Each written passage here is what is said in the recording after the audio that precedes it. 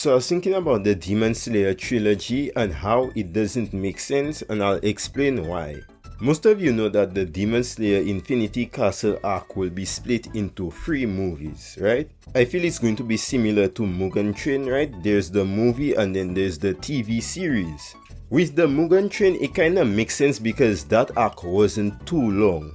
The Infinity Castle arc is pretty long, and I don't think you can fit all of that content into 3 movies unless the movies are 2 hours plus. And even if all movies are 2 hours plus, I still don't think that will be enough unless they cut out some content. Because the Infinity Castle arc will be mostly fighting and backstories. The upper ranks fight and their backstory, Muzan's fight and his backstory. The upper one and Muzan's backstory are pretty long, so I don't know how they're going to fit all of that into 3 movies. In my opinion, this is how I think they should have ended the series. The Infinity Castle arc should have been a season, and the Sunrise Countdown arc should have been the movie to end off the series.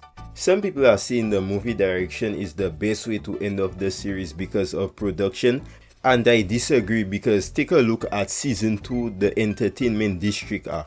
It wasn't a movie and it did an excellent job.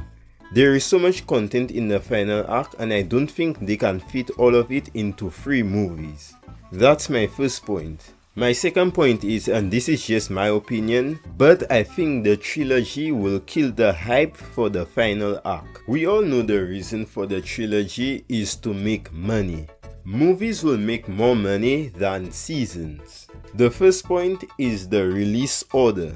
How will the movies be released? Is it 1 movie per year?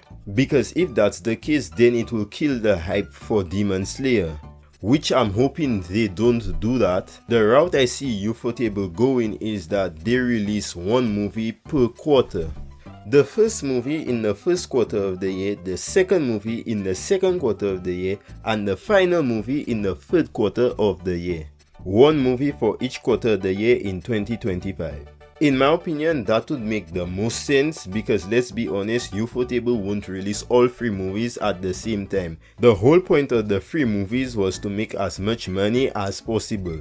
The next issue is the country release. Unless each movie releases worldwide, I think it's going to be a problem for the consumer. Because if it doesn't, that means some people will get to see the movie before others. And this is where spoilers come into play. Because the digital version of the movie takes time to come out, and the only way to watch it is in the cinema. Let's say somebody in Australia wants to watch the Demon Slayer movie but they can't because it hasn't released in their country yet. Somebody in Japan could have recorded parts of the movie and post it online, and once it gets posted online, people will start to share it, and then the person in Australia could get spoiled.